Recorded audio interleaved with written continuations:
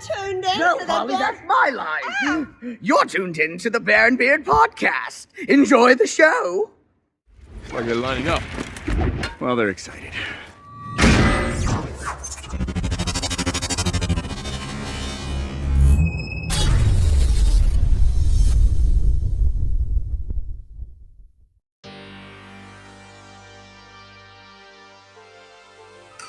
What's going on, Fandomites? It is your social media sorcerer supreme, and as you can see right here, Shellhead extraordinaire, Jay, and today I'm here to talk to you about Teenage Mutant Ninja Turtles Mutant Mayhem, a film coming out later this year from Seth Rogen, and it is an animated picture with a similar art style to Spider-Man Into the Spider-Verse.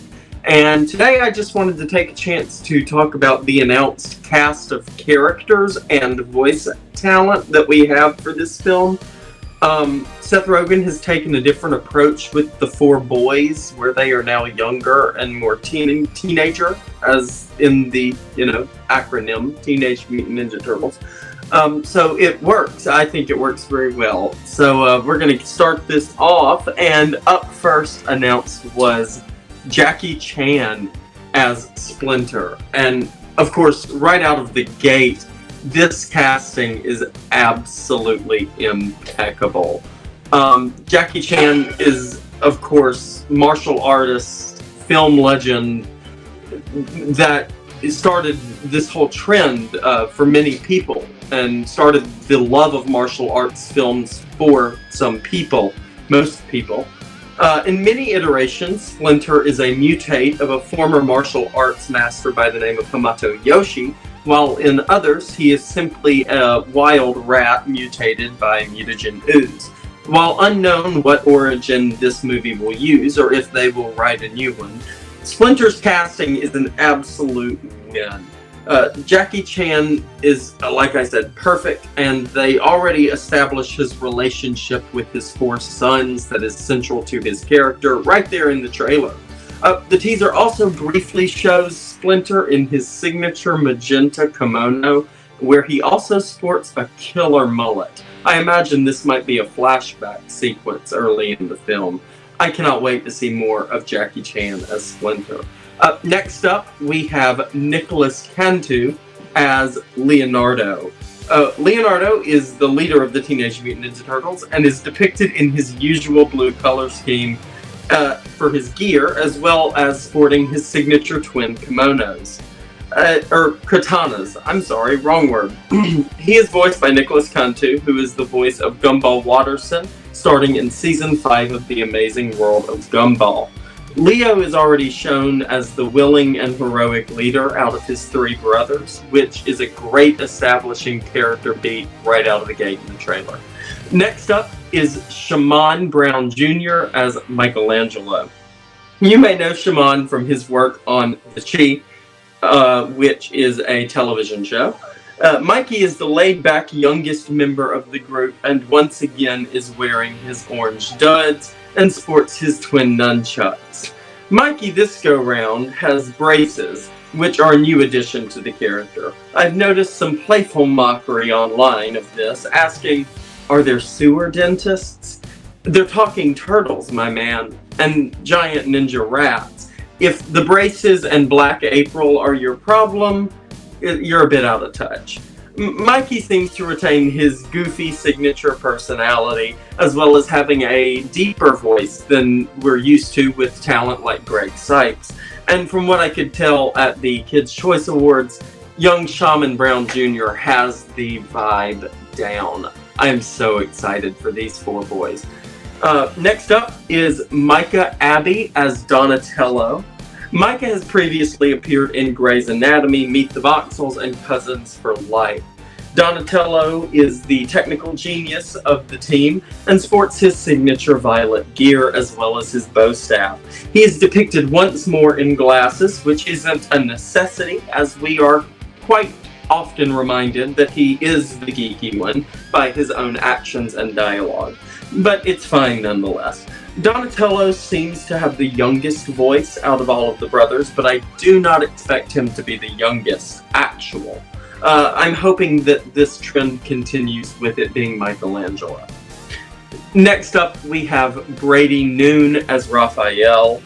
Brady Noon recently worked on The Mighty Ducks, Game Changers, was recently seen in Seth Rogen's Good Boys, and is the current voice of Greg Heffley in Disney's Diary of a Wimpy Kid series.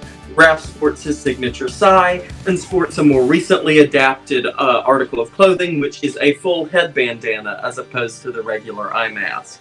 Small indications in the trailer point to a brotherly rivalry between Leonardo and Raphael for this franchise, which is something we are no strangers to. Next up is a bit of a controversial one. Ayo Edebiri as April O'Neil. Ayo Edebiri is most notable for her role in the FX series The Bear. A wonderful show, by the way. She's also known as the replacement voice of Missy Greenwald-Jackson in Big Mouth. She is also a staff writer for the show, and is a staff writer on many prominent projects, including What We Do in the Shadows and Dickinson. She's also slated to make her MCU debut in Thunderbolts. April is depicted as a teenager in these movies, which brings the character down to the age level of the Turtles.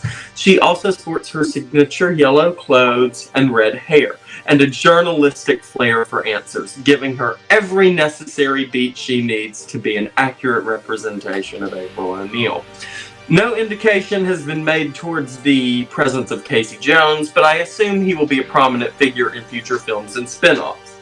Next up, we've got a pretty fun one here. Ice Cube as Superfly. We all know who Ice Cube is, and chuckle at the meta nature of this character name, and many other castings here. But what we're a bit lost on is who Superfly is an adaptation of. In the original television series, Dr. Baxter Stockman, a scientist working with mutagen ooze, accidentally mutated himself into a humanoid fly. But with Baxter being announced as a separate character, the question remains who Superfly is. He could be an adaptation of Flyborg from the IDW comics, who was a creation of Baxter Stockman. He could be simply the alternate form of Stockman once he's mutated, or he could be an original character entirely. Next up is one that's sure not to disappoint, Seth Rogen as Bebop. Seth Rogen is, of course, a well-loved comedian, producer, writer, and actor. There seems to be a meta-reference to Rogen's previous turn as the warthog Pumbaa in Jon Favreau's poorly received remake of the Disney hit Lion King, with Bebop being a warthog as well. What this shellhead, however, finds fascinating is that the loud uproar against April O'Neil, a longtime white character, is now a young black girl. But not a single comment has been made about Bebop, a long-running black character, being turned into a white character. I'm just confused on where your point lies here. As you can see, there is Bebop from the Michael Bay films and Bebop from the 2012 television series. And even in the 1980s show, as we saw before, he was a black man. Next up is John Cena as Rocksteady.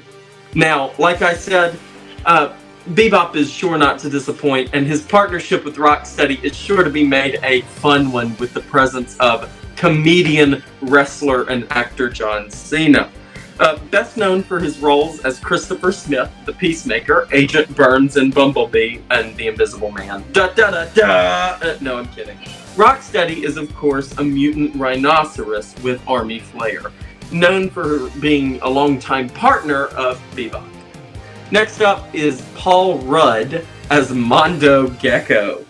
Paul Rudd is a comedian known for his roles in The 40-Year-Old Virgin, Wanderlust, Anchorman 1 and 2, and as Scott Lang, the Ant-Man in the Marvel Cinematic Universe.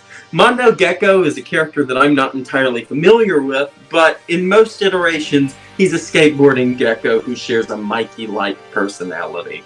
Next up is a favorite of mine, Natasha Demetrio as Wingnut. Wingnut is a TMNT character who is constantly changing in origin. Right there is Wingnut from the '87 cartoon where he was an evil alien bat. In the 2012 show, he was a comic book hero, and sometimes he's just a mutant bat monster. But most popularly, he is a joke riff on Batman.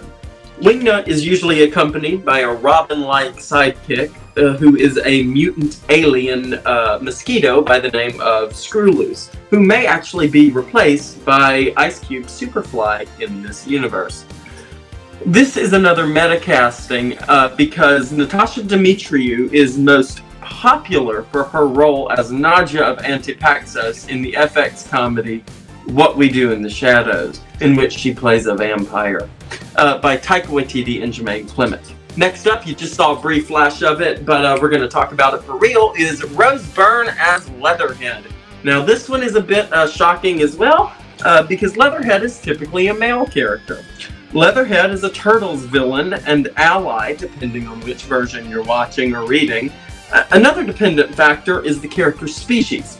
Some versions feature Leatherhead as a Cajun alligator, others as a crocodile. In the past, Leatherhead was depicted as a Cajun-speaking alligator who had southern anecdotes written into his dialogue. But considering the actress taking on the role, we here at Bearded Bear Entertainment think that this time Leatherhead will be an Australian crocodile. Next up, a really fun one again, Post Malone as Ray Fillet. Post Malone is a musician and rapper whose song Sunflower was featured in a film that shares a similar art style to this one, Sony's Spider-Man Into the Spider-Verse. Man Ray, or Ray Fillet, is a mutated manta ray who holds the protection of the environment to top priority. This is a character that I also don't know much about, but I'm excited to see what Post Malone brings to this movie. Perhaps an original song. Next up is a fun one, Hannibal Buress as Genghis Frog. Hannibal Buress is a comedian known for his work on The Eric Andre Show, in Spider-Man Homecoming and its subsequent sequels, and much, much more. Genghis Frog is a member of Shredder's Punk Frogs, a group of 4 mutant frogs meant to mimic the Turtles, but Saki gave them the names of 4 conquerors. Each has a signature weapon and Hawaiian shirt. Genghis bears an axe and wears a blue Hawaiian shirt in this version. I hope the inclusion of Genghis Frog means future sequels will include his brothers. I would die for Eric Andre as Napoleon Bonafrog, Jordan Peele as Rasputin the Mad Frog, and Keegan-Michael Key as Attila the Frog. Next up is Maya Rudolph as Cynthia Outram. Maya Rudolph is a comedian, singer, and actress. Her most notable roles are in Bridesmaids, Saturday Night Live, and 50 First Dates. Cynthia is a new character to the TMNT franchise, but fans should be familiar with her last name, Outram, from TMNT lore, and that it could mean a really good thing or a really bad thing, depending on the route they choose to take. The Outrams are a race of aliens that inhabit robotic bodies. And a prominent TMNT villain, Krang, is a war criminal from this race. Perhaps Cynthia is the one who's hired Baxter Stockman to make mutants, or maybe she's a John Bishop type ally. But I'm leaning towards a villain here. Rudolph's casting is possibly a meta joke in reference to her recent role as Linda Mitchell in The Mitchells vs. the Machines, a movie by the same animation studio as Mutant Mayhem, in which her family battles machines. But it seems that this time, Miss Rudolph is the machine.